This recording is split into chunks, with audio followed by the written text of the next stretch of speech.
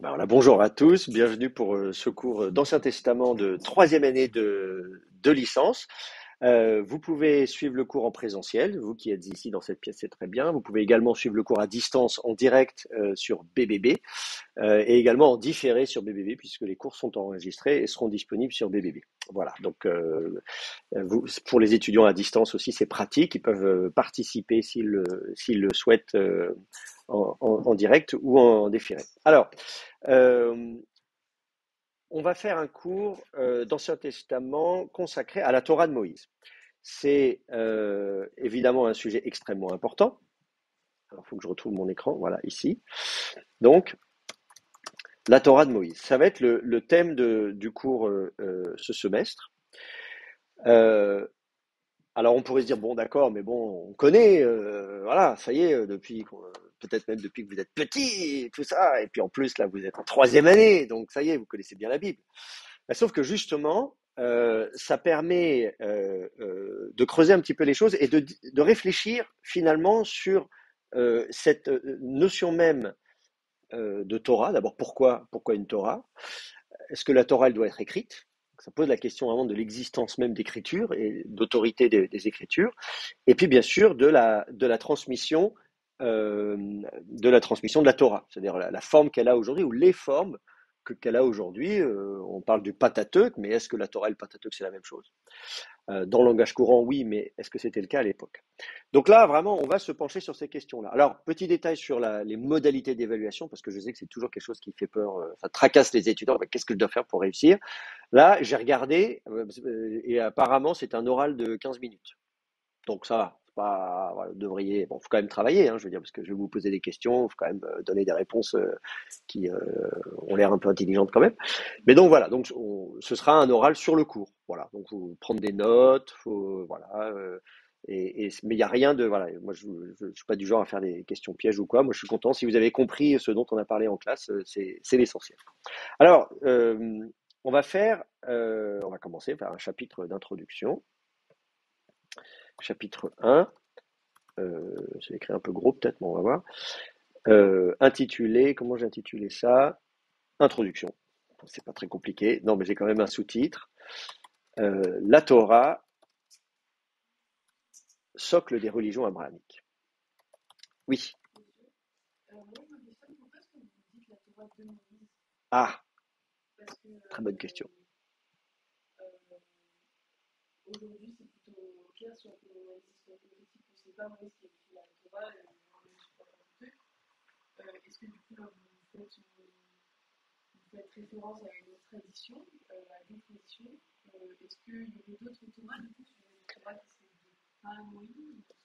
Ben oui, c'est une très bonne question. Alors donc là, je répète la question pour qu'on vous entende au micro. Oui, pourquoi on dit la Torah de Moïse alors qu'effectivement on dit que Moïse n'a peut-être pas écrit le Pentateuque, qu'il n'a peut-être pas existé, etc. Est-ce qu'il y a d'autres Torahs? Pourquoi on dit ça?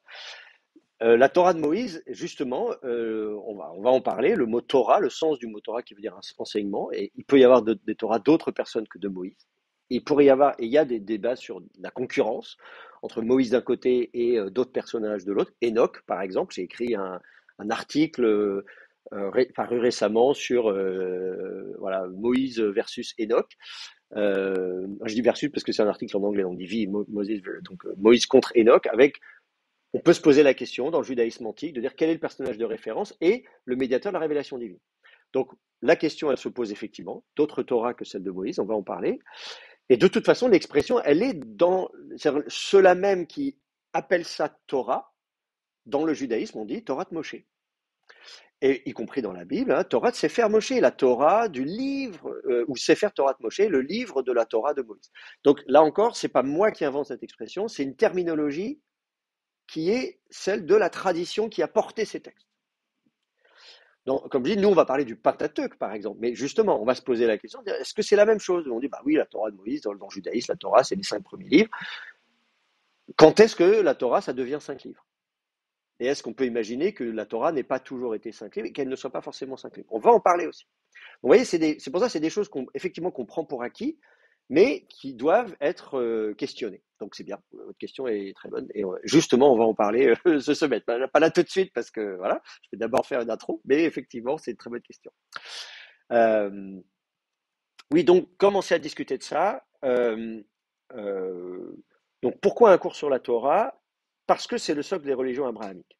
C'est-à-dire que la, la Torah au sens traditionnel du terme, c'est-à-dire le Pentateuque, si vous retirez le Pentateuque de la Bible, imaginez, hein, là, on spécule, imaginez vous retirez le Pentateuque de la Bible, qu'est-ce qui reste? Si vous n'avez pas le Pentateuque, vous n'avez pas de Bible. C'est-à-dire, vous n'avez pas de création, vous n'avez pas Adam et Ève, vous n'avez pas Abraham, vous n'avez pas Moïse, vous n'avez pas les 10 commandements, vous n'avez pas la révélation sur le mont Sinaï, vous n'avez rien. Donc en fait, toute la tradition biblique repose sur la Torah. Alors, c'est pas tout à fait vrai parce qu'on peut tout à fait imaginer une religion israélite avant l'existence d'une Torah. On ne dit pas qu'il n'y avait pas de religion avant, évidemment. Il y avait évidemment une religion israélite avant la naissance de la Torah, mais toutes les traditions construites par la tradition biblique et les religions abrahamiques dépendent de ça. La même chose, des sacrifices, on imagine bien dans toutes les religions dans l'Antiquité, on fait des sacrifices. Mais le système sacrificiel tel qu'il est érigé dans le Pentateuque, c'est lui qui va faire autorité. La notion de temple, etc., tout ça va être légiféré. Et donc, on comprend bien que aujourd'hui, en tout cas dans les religions qui en héritent, judaïsme, christianisme, islam principalement, eh bien, en fait, voilà, si on ne peut pas imaginer la Bible sans la Torah, sans le Pentateuque. Ça, c'est un premier point important. Je peux même aller plus loin en disant que ces livres sont même les seuls à être universellement reconnus par justement toutes les branches du judaïsme, du christianisme, de l'islam, les religions abrahamiques, ce qu'on appelle les religions abrahamiques. C'est-à-dire qu'en fait, il y a des débats, bien sûr, sur le canon des Écritures, hein, quels sont les livres qu'on met dans la Bible, combien de livres vous avez, voilà, chacun peut faire, voilà, on peut débattre. Les deutérocanoniques entre les protestants, les catholiques, est-ce qu'on prend Tobit, Judith, etc., etc. Bon, d'accord. Donc la question des apocryphes, tout ça. Donc voilà. Mais la Torah, c'est le Pentateuque, c'est le seul corpus de texte qui est universellement reconnu. Vous allez chez les Samaritains, ils n'ont que 5 livres, ben, c'est la Torah. Encore aujourd'hui, vous allez sur le mont Garizim, au-dessus de la pelouse, vous allez les voir, vous allez discuter avec les prêtres, leur Bible à eux, c'est 5 livres, c'est la Torah. Et apparemment, c'était la même chose pour les Sadducéens. D'après les sources historiques qu'on a, les Sadducéens, leur Bible à eux, c'était aussi la Torah. Donc, il y avait, et même, alors je peux prendre d'autres exemples dans le judaïsme, les Karaïtes. Alors, ça, c'est un peu moins connu, mais aujourd'hui, si vous regardez la tradition karaïte, il y a des synagogues karaïtes dans la vieille ville de Jérusalem, tout ça. Enfin bref, bon, voilà, vous regarderez ce que c'est que les Karaïtes si ça vous intéresse. Donc, c'est une branche du judaïsme, c'est pas le judaïsme rabbinique qu'on connaît si vous allez à la synagogue ici à Strasbourg, c'est pas les Karaïtes, mais donc il y a d'autres branches du judaïsme, encore aujourd'hui, qui sont certes très minoritaires, mais pour qui la Bible, le texte, les Écritures saintes, c'est la Torah, et c'est tout. Dans le Coran, les textes bibliques auxquels on fait référence, c'est la Torah et l'Évangile. C'est comme ça que c'est écrit, on a emprunté le mot, hein, Torah en arabe, c'est la Torah, voilà. On emprunte le mot hébreu et c'est la Torah. Et on parle de Halal Kitab, là, les gens du livre, le peuple du livre. On dit voilà, et le livre c'est quoi? C'est la Torah et l'Évangile. Donc là encore, on pourrait se poser la question de dire, dans les traditions à l'origine de l'islam et du Coran, quels étaient les textes qui étaient reconnus comme ayant une autorité pour ce qui est de l'Ancien Testament, on va dire, les personnages qui vont être mentionnés régulièrement, c'est ceux de la Torah. Alors il y a un peu plus quand même, parce qu'on nous parle quand même de David, on nous parle de Salomon, etc. Donc on voit bien que, voilà, apparemment quand même, derrière le mot Torah, derrière l'étiquette Torah, il y avait peut-être plus que les 5 livres. Mais en tout cas, c'est l'étiquette Torah qui est utilisée en arabe. De la même manière, pour le Nouveau Testament, on dit l'évangile dans le Coran. Puis en fait, d'ailleurs, quand on gratte un peu, on se rend compte qu'on dit oui, l'évangile, mais lequel? Dans le Coran, vous avez des épisodes qu'on retrouve dans l'évangile de Thomas, pardon, des évangiles apocryphes. Donc on comprend que derrière l'étiquette évangile, il y a peut-être un peu plus que ce que nous on y met. Mais ce que je trouve intéressant, c'est que dans les deux cas, l'étiquette est la même. Et donc, quand vous mettez l'étiquette Torah, la Torah de Moïse, alors ça, tout le monde dit ok, pas de problème. Donc c'est pour ça que ces livres cette tradition, la Torah, l'idée même qu'il y ait une Torah de Moïse, c'est un, comment dire, un concept universel, un concept reconnu, alors avec là encore des exceptions légèrement différentes, des nuances. Le contenu exact peut effectivement varier, c'est-à-dire que si vous regardez, euh, bah, je prenais parler des Samaritains tout à l'heure, il y a le Pentateuque samaritain, si vous regardez, je ne sais pas si vous avez déjà vu à quoi ça ressemble l'écriture samaritaine, je vais vous montrer comme ça, vous verrez, l'alphabet est marrant. Euh, je vais vous mettre ça à l'écran ici. Ça, l'écriture samaritaine dérive du paléo-hébreu, mais qui a quand même pas mal évolué. Donc, a priori, si vous regardez une page d'un Pentateuque samaritain, a priori, l'alphabet ressemble pas trop à celui que vous avez appris en hébreu. Alors, je sais pas pourquoi mon internet est lent. Il faut cliquer là. Voilà, vous voyez ici. Ah bah c'est marrant, il renvoie à mon site. C'est pas que moi qui parle du Pentateuque samaritain quand même. Bon, il se trouve que j'ai effectivement édité un livre. On a fait un colloque ici à Strasbourg, justement, sur le Pentateuque samaritain et les rouleaux de la mer morte. Et donc, on en a fait un bouquin. Bon, voilà. Là, je vous donne un exemple de l'écriture samaritaine. Vous allez retrouver l'écriture paléo-hébraïque, mais avec des différences. Ça, c'est un yod, ça, c'est un aleph. Bon, l'aleph, ça va. Ça, c'est un bet. Ça, vous pouvez. Non, je suis pas sûr que vous puissiez. Enfin bon, je ne sais pas. Je ne sais pas si vous avez étudié le paléo-hébreu ou pas. Enfin bref, bon, voilà. Bon, on pourra en faire si ça vous intéresse, mais pas là tout de suite. Mais voilà, donc c'est à ça que ressemble donc l'écriture des Samaritains.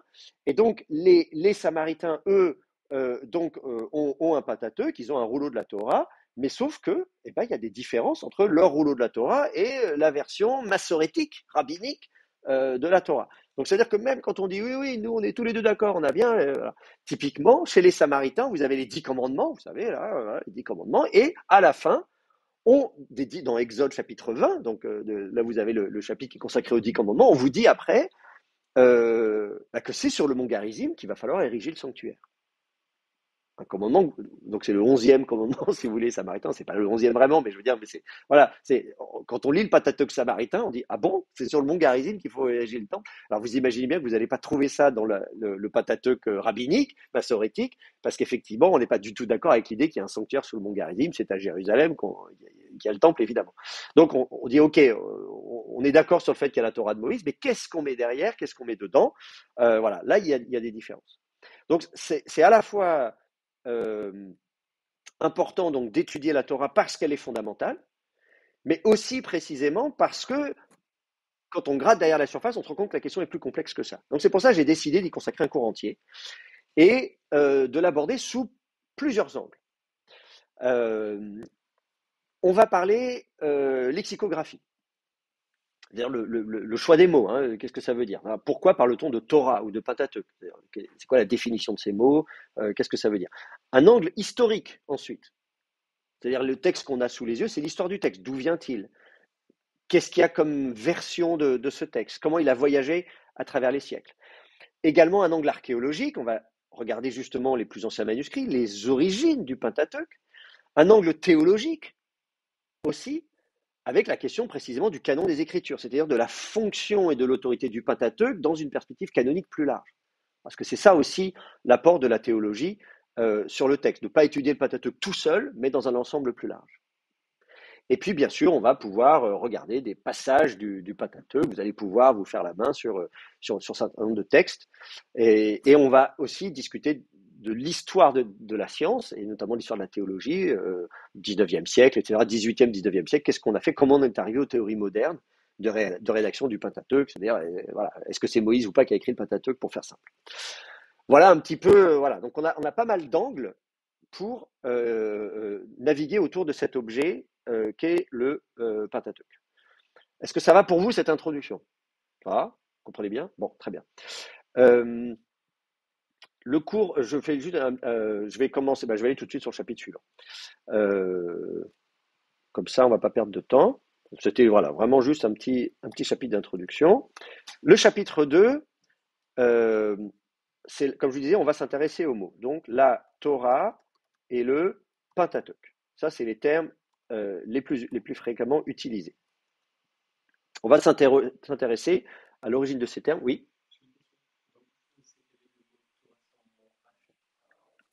Ah, pourquoi j'écris le mot Torah sans H à la fin? C'est comme le H de Hawaï. Non, pardon, c'est des vieilles blagues de vieux films. Bon. Euh, alors, alors, je vais l'écrire en hébreu, comme ça tout le monde sera content. Pour faire simple, le He à la fin, c'est une mère de lecture pour un son A.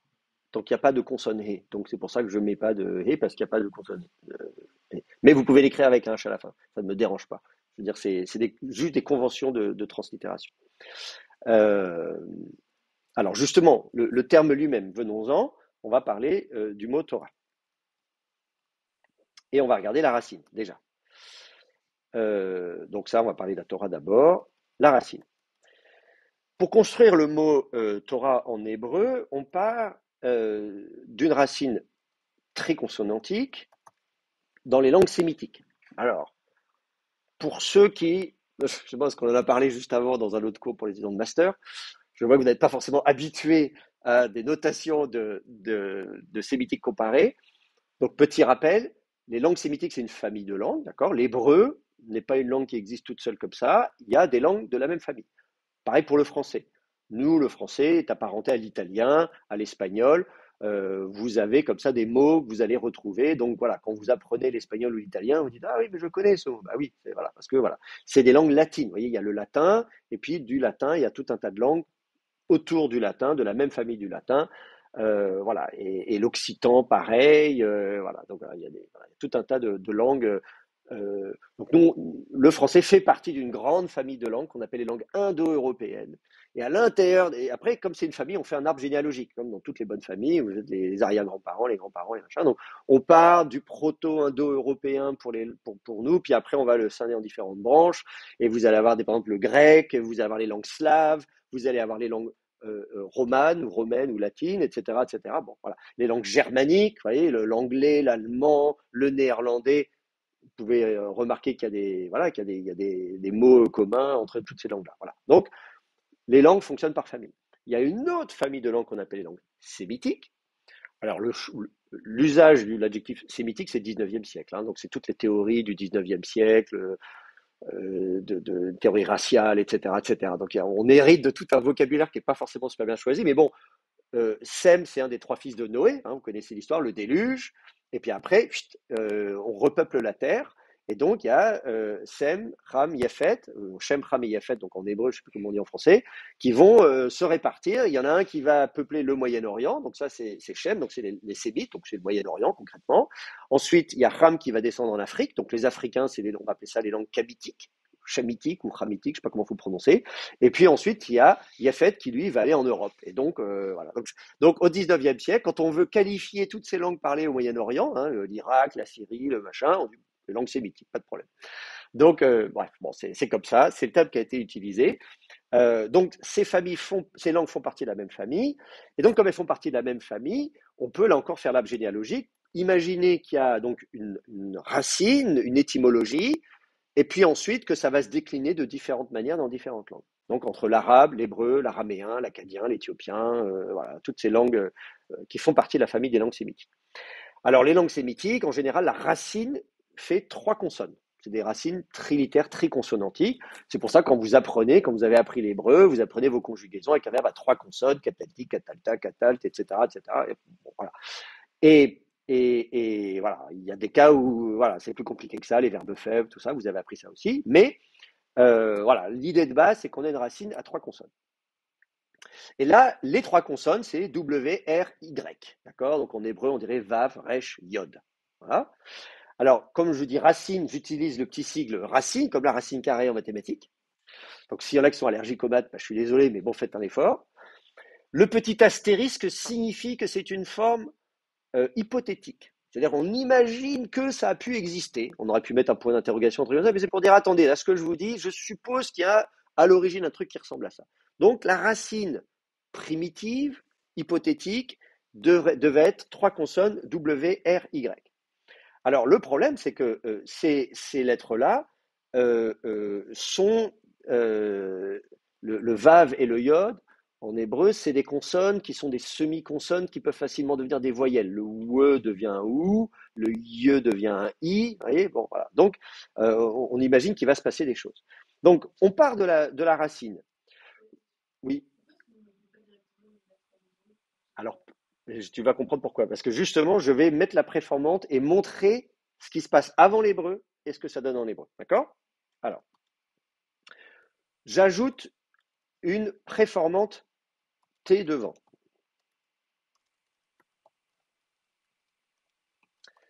D'accord? En hébreu, dans beaucoup de langues, on peut mettre des préformantes, des lettres au début. En hébreu, bah, typiquement, quand vous conjuguez, vous avez des préformantes, Aleph, Tav, Tav, Yod, Tav, Nun, Tav, Tav, Yod, Tav, la ligne accomplie, vous mettez des préformantes. Vous pouvez mettre un même devant pour faire des participes, etc., etc. Bon, voilà. Donc, si vous mettez une préformante ta, T devant, eh bien, ça vous fait une forme. Alors, attendez, je suis en train de faire un truc. Je ne vais pas non plus trop vous compliquer la vie. Euh, si, je vais mettre en, alors, je vais mettre en majuscule. Bon, non, je vais mettre ça comme ça. Bon, ça vous donne ça. Vous retrouvez les consonnes W, R et Y, d'accord, les trois consonnes. Vous mettez un ta devant. Et vous mettez des voyelles, des A entre les deux. Donc ça vous donne Taorayat. D'accord? Donc ça, c'est la forme primitive. Je vais mettre encore un astérisque. Ça vous donne ça. Taorayat. Donc ça, c'est la forme primitive. Maintenant, qu'est-ce qui va se passer en hébreu? C'est qu'il va y avoir une contraction. Le A et le W, AO, va se contracter. C'est une diphtongue qui va se contracter en O. D'accord? Donc ça va donner un O. Et le Aya, il y a un phénomène où quand une semi-voyelle, semi-consonne est prise entre deux voyelles, elle tombe. C'est ce qui fait que quand vous avez des verbes concaves, le verbe kum, vous avez appris le verbe kum, kamti, kamta, on ne dit pas kayamti, kayamta ou kawamti, kawamta, on dit kamti, kamta. Parce que le vav s'est retrouvé, la semi-consonne s'est retrouvée entre deux voyelles et donc elle tombe. Donc ça, c'est bon, c'est pas grave si vous retenez pas tout ça, hein, je vous l'explique, mais si ça vous intéresse pas, vous inquiétez pas, c'est pas grave. Voilà, je dis ça pour ceux que ça intéresse.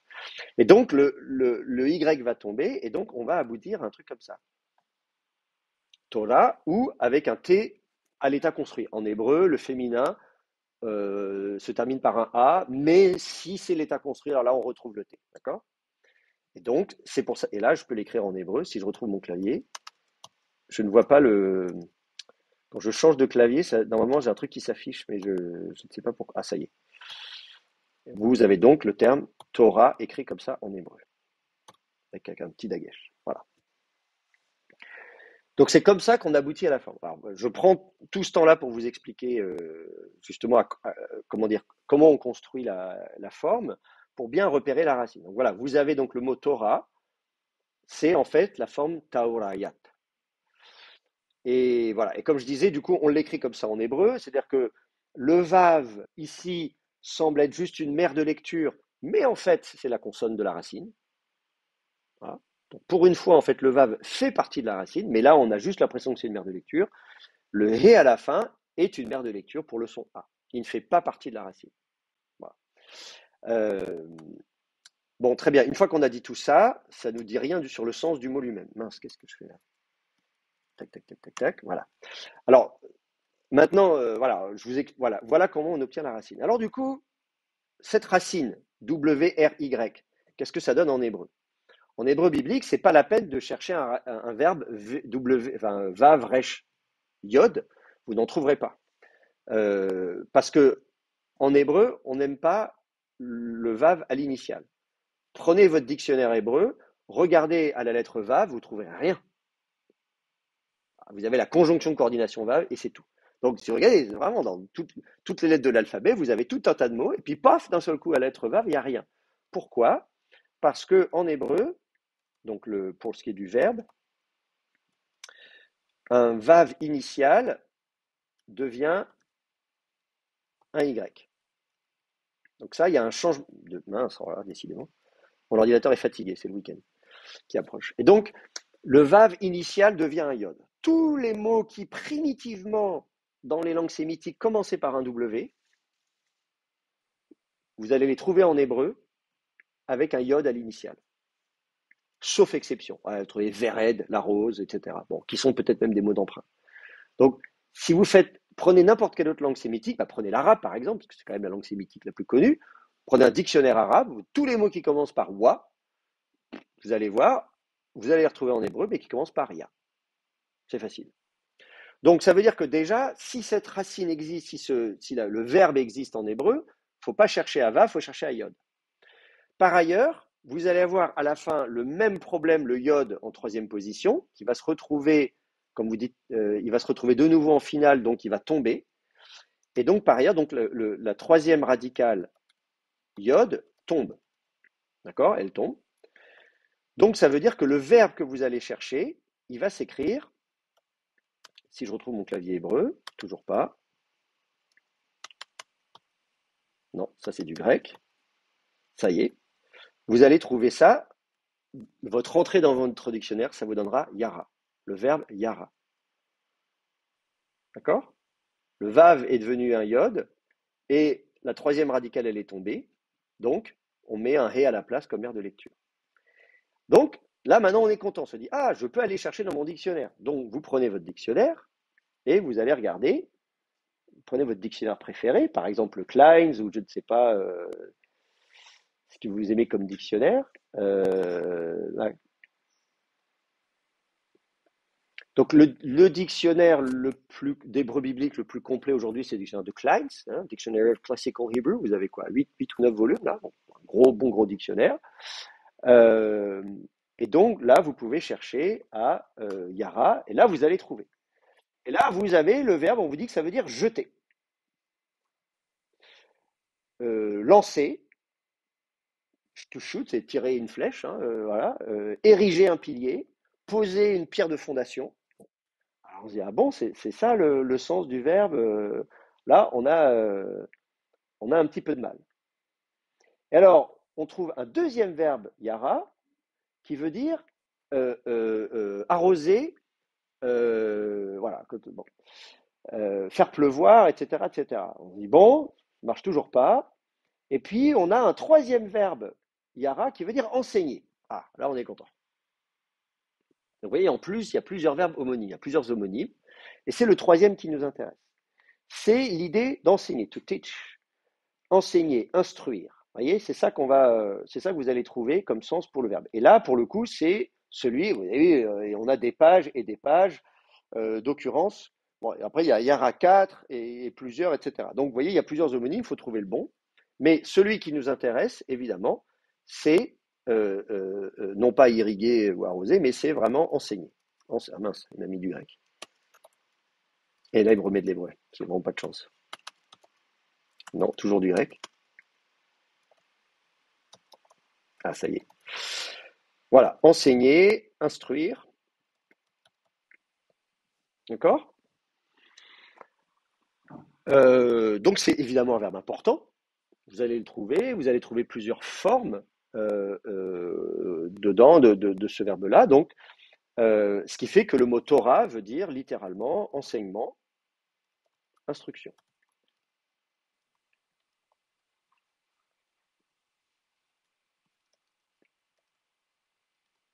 D'accord? Le mot Torah lui-même, c'est ça. Le sens du mot Torah, c'est l'enseignement ou l'instruction.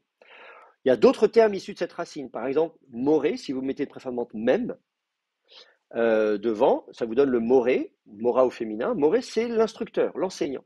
C'est encore utilisé aujourd'hui en hébreu moderne. Le moré, c'est le prof, maître, quoi, quand on est des enfants. Bonjour maîtresse, bonjour, voilà, shalom moré, shalom mora, etc. Bon. C'est encore le terme utilisé aujourd'hui pour désigner l'instructeur, l'enseignant. Euh, Voilà le sens du mot Torah, et c'était d'ailleurs le sens qu'il avait déjà à l'époque, puisque dans les rouleaux de la mer morte, vous avez aussi le Moré Tzedek, c'est-à-dire l'enseignant de justice, celui qui enseigne ce qui est droit et ce qui est juste, le maître juste. Voilà. Donc, vous pouvez traduire ça par maître ou enseignant ou ce que vous voulez. Bon. Donc, attention donc aux homonymes. Alors maintenant, donc cette racine, enseigner, instruire, l'idée c'est donc de transmettre une connaissance. C'est ça la notion de la racine. Euh, je vais transmettre une connaissance. Cette transmission n'est pas toujours explicitement orale. Ça paraît assez, comme je dis, un enseignant, on se dit, bah oui, l'enseignement, il parle. Là, je suis en train de parler, vous prenez des notes, on se dit, bah oui, c'est comme ça que ça fonctionne. Euh, Sauf que précisément, il y a des cas où l'usage de ce verbe n'est pas toujours explicitement oral. Je vous donne quelques exemples. On va prendre Exode chapitre 15, verset 25.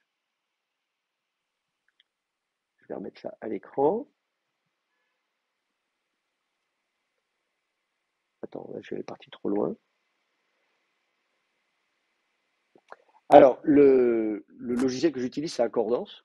Souvent, on me dit, ah, vous utilisez quoi comme logiciel? Donc, c'est Accordance. Il est très bien, c'est le meilleur. Il coûte cher.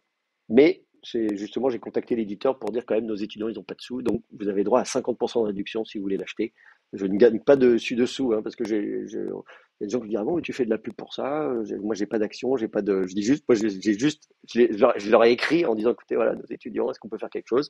Et donc voilà, vous avez un code, si vous achetez le truc en mettant un code vous avez, donc si ça vous intéresse, vous me le dites, parce que ça coûte quand même très très cher. Après, ça vaut le coup parce qu'on utilise ça toute sa vie, mais bon, voilà. Alors, qu'est-ce que je disais? Exode chapitre 15, verset 25. Ah, non, ça c'est, faut que je cherche les versets, hein. Exode 15, 25. Euh, Vous avez qu'est-ce qu'on lit là? On nous dit, Vayitzhak el Adonai, donc il cria, tzahak, le verbe, el Adonai, vers le Seigneur, vers Yahvé, Vayorehu, et on dit donc, et il lui montra, enfin, alors, là je traduis déjà justement, mais en fait c'est Yara, ça veut dire enseigner, comme on a vu, hein, et il l'enseigna, il l'instruisit, hein, Yahvé, qui ça, Yahvé, donc Yahvé euh, lui enseigna, on va dire, euh, Etz, donc un morceau de bois ou un arbre. Euh, et ensuite, on nous dit va Yashler, et il jeta El Hamaïm vers l'eau, en direction de l'eau. Et ensuite, on nous dit Vaïm Teku, et elles devinrent douces, littéralement, Hamaïm, les eaux. Hein, Maïm, c'est du pluriel. Donc les eaux devinrent douces, elles furent assainies, je ne sais pas comment il faut dire ça. Donc, alors, le contexte, hein, Exode 15, c'est la sortie d'Égypte, hein, au chapitre 14, ça y est, on a traversé la mer Rouge, etc., etc. On traverse le désert du Sinaï, on va arriver sur le mont Sinaï, on va recevoir l'étape de la loi, les 10 commandements, chapitre 20. Donc voilà, on est entre les deux. Là, on est, vous situez un peu où on est. Et donc, à un moment donné, on est dans le désert, on a soif, il n'y a pas d'eau, il y a de l'eau, mais l'eau, elle n'est pas potable. Et donc, le peuple se plaint, qu'est-ce qu'il faut faire? Et Dieu dit à Moïse, bah tiens, jette un bout de bois, machin, et hop, ça y est, miracle, devient potable et le peuple peut s'abreuver. Voilà. Donc c'est ça le contexte. Alors, ce qui m'intéresse ici, c'est que précisément, le verbe qui est utilisé ici, c'est le verbe yara. Donc, Dieu enseigna à Moïse un bois, un morceau de bois, et il le jeta. Donc, évidemment, c'est traduit, on lui dit, il lui indiqua un certain bois. Ça, c'est ce que traduit la Nouvelle Bible Second.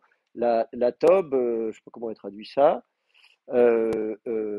indiqua aussi, hein, le Seigneur lui indiqua un arbre d'une certaine espèce. C'est marrant qu'ils aient traduit ça comme ça, d'une certaine espèce. C'est pas marqué du tout dans le texte, mais bon, c'est pas grave. Je, voilà.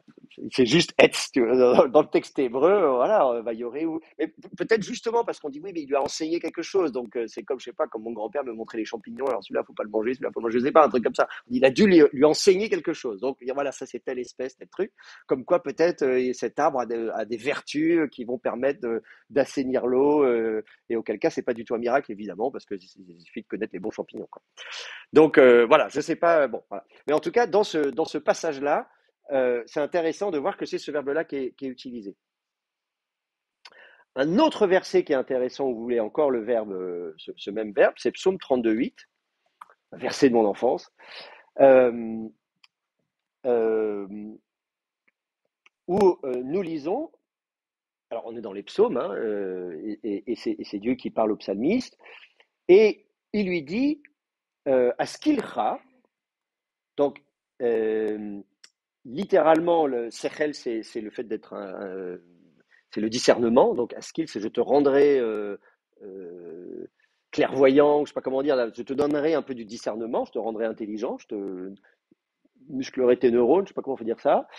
Ve'orcha, et là, c'est là qu'on retrouve notre fameux verbe yara, qui est un verbe faible, hein, donc forcément pour vous c'est très compliqué les études en hébreu parce que de la racine il reste presque rien. En plus il y a un ra à la fin qui est un pronom suffixe, tout ça, donc je sais que c'est un peu difficile pour les étudiants les premières années d'hébreu.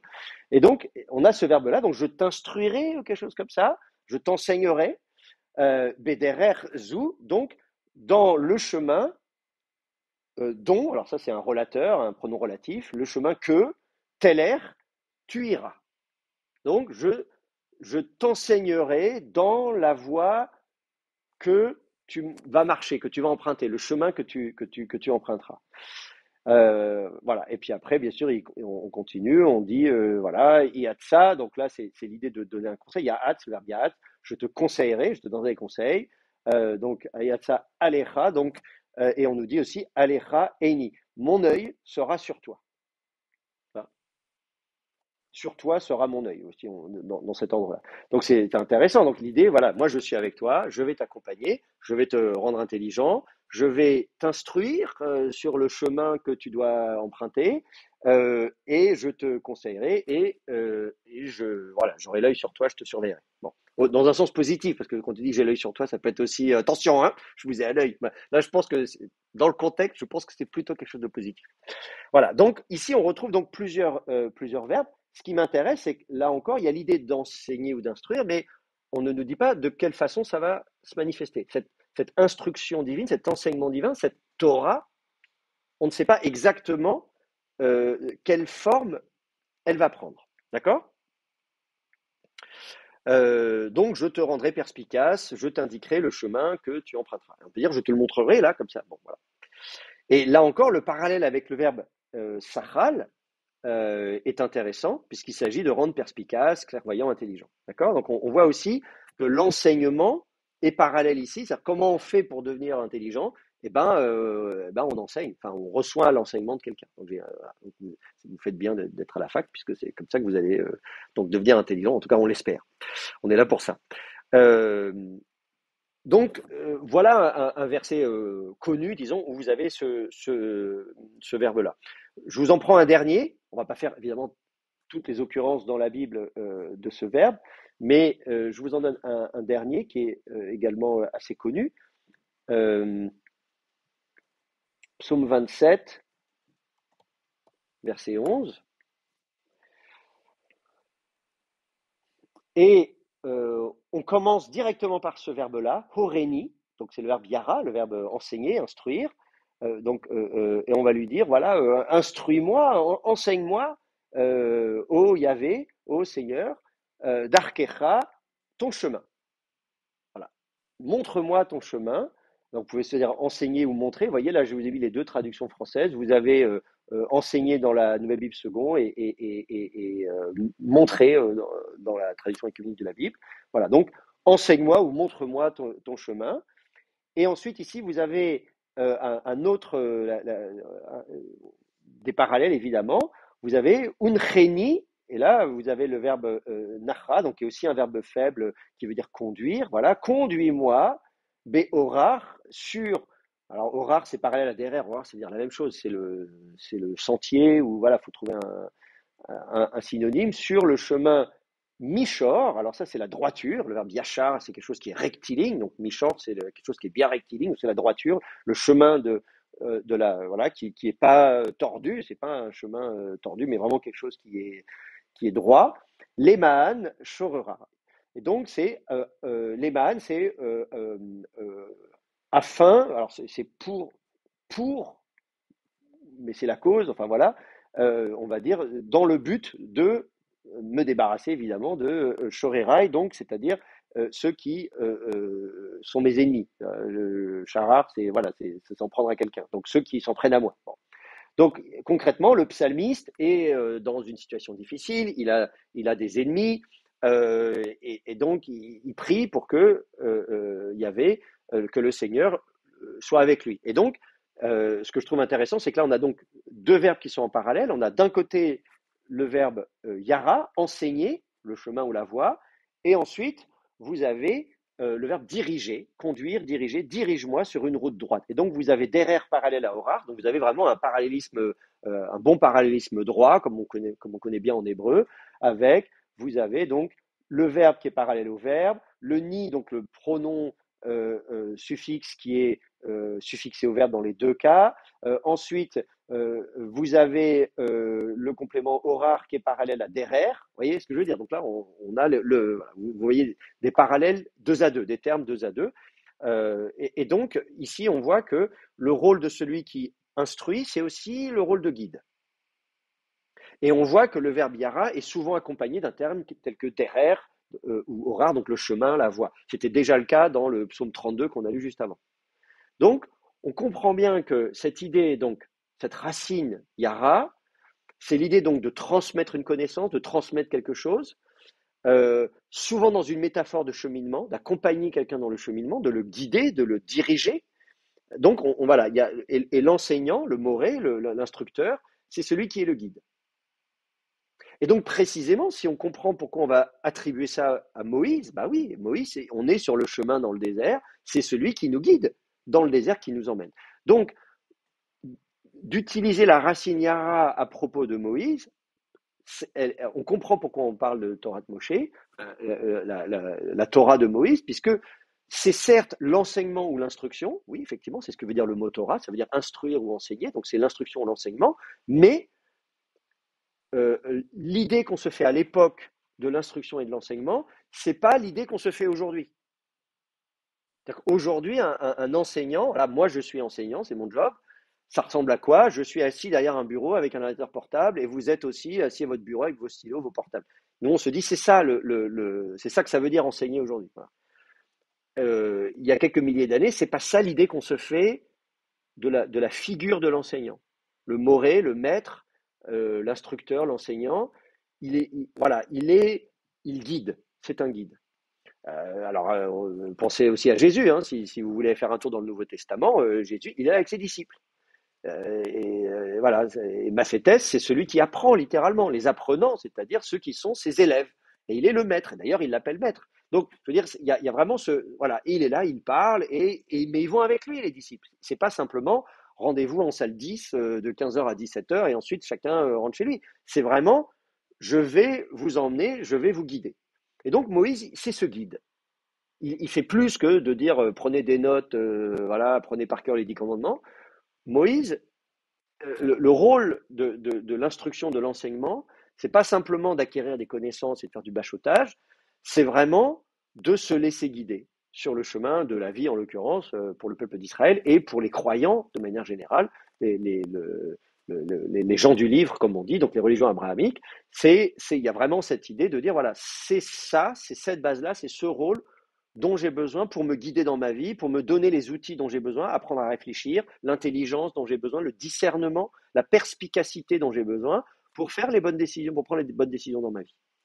Donc là, on voit, comment dire, l'ouverture théologique de ce terme.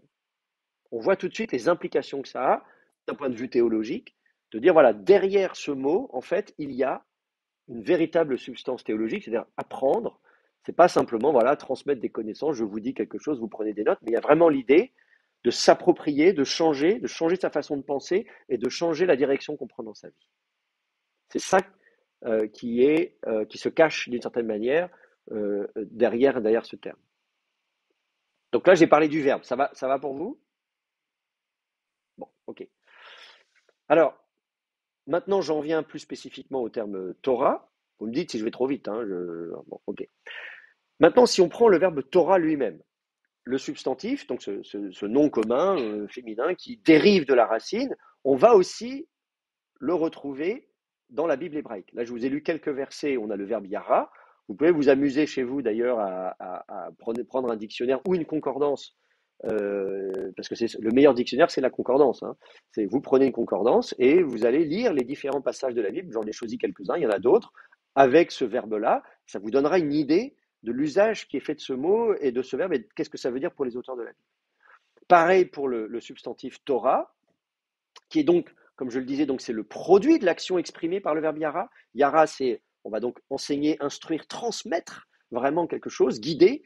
Et donc Torah, c'est le produit de cette action. Et d'ailleurs, on trouve parfois les deux ensemble dans la même phrase. Je vais vous prendre un exemple dans Deutéronome 17, verset 11.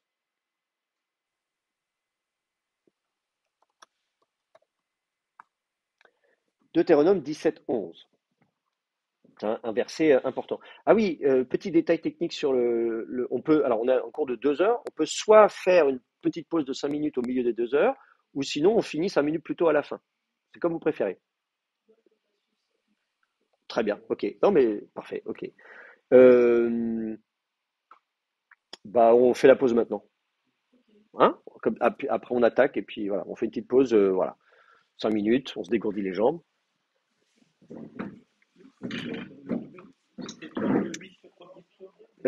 Psaume 32, 8, oui.